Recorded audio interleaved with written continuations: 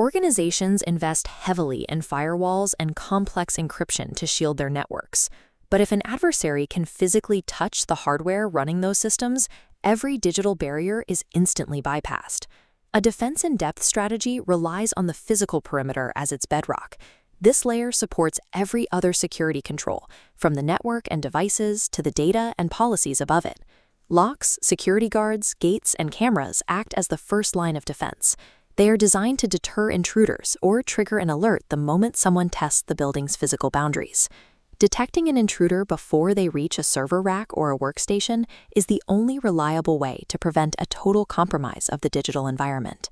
Inside a school computer lab, the assets are high value: student workstations, the server cabinets in the corner, and the hard drives containing sensitive grading and identification data. Risk exists when a threat, an adversary seeking to cause harm, finds a vulnerability, like an unlocked door. When that threat exploits the weakness, the asset is compromised. A physical breach strikes the CIA triad at every level. An intruder can steal private student data, violating confidentiality, or plug in a rogue device to alter grade files, destroying data integrity. Simply cutting power cables or smashing server drives causes immediate system downtime. This loss of availability proves that a single physical breach can nullify all three fundamental security principles. Preventive access controls, such as badge readers and electronic locks, are designed to stop unauthorized entry by physically blocking anyone without credentials. A tailgating attack exploits the moment an authorized person enters. Before the door fully latches, an unbadged intruder slips through the closing gap. In tailgating, the authorized user is completely unaware that they are being followed. This differs from piggybacking, where the user might knowingly hold the door open out of a misplaced sense of courtesy. Once a lock is bypassed, the defense strategy must pivot immediately. When preventive measures fail, security relies entirely on detective controls to identify the breach. Detective controls identify attacks while they are in progress. Security cameras provide the visual record, monitoring entry points and restricted areas for suspicious activity. Security teams cross-reference electronic access logs with live footage. While a log might show only a single badge swipe, the camera feed reveals the reality: 2 people entering during a single access window. However, the most effective detective control is the human sensor. Students and staff are trained to notice anyone wandering the lab without a proper visitor badge or employee ID. Humans are often faster than automated systems at spotting behavioral anomalies. A person acting nervous or moving towards restricted zones can trigger a security alert long before a log discrepancy is reviewed. Infiltrations leave physical evidence: a tampered server cabinet lock, a fire exit propped open, or a misaligned security camera. Hardware keyloggers are often disguised as harmless USB devices designed to record every keystroke and capture passwords. Seeing an unbadged person reaching for the back of a workstation suggests the system is being compromised.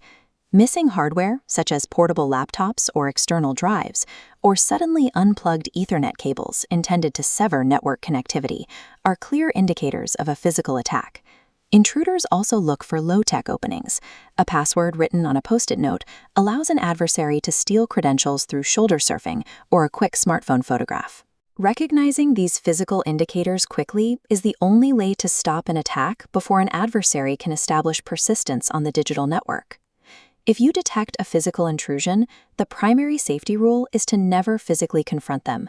They present an unpredictable physical safety risk. The first digital priority is protecting the current session. A quick keyboard shortcut instantly locks the screen, maintaining confidentiality when stepping away. Once the device is secured, quietly leave the area and immediately notify staff or campus security. Thoroughly documenting the exact time, the specific location, and a description of the intruder provides the evidence needed to activate formal incident response. Incident response teams verify the report by cross-referencing visitor logs and reviewing security camera footage for the exact time of the reported breach. Staff then conduct inventory audits and clean desk checks. They inspect the physical space to confirm whether any hardware or sensitive documents were removed. IT personnel can then sweep the area, safely removing any rogue USB devices before an attacker can exfiltrate data or establish a remote command and control connection. Rapid response, triggered by early human detection, successfully limits the blast radius of a breach. It preserves the confidentiality, integrity, and availability of the entire network.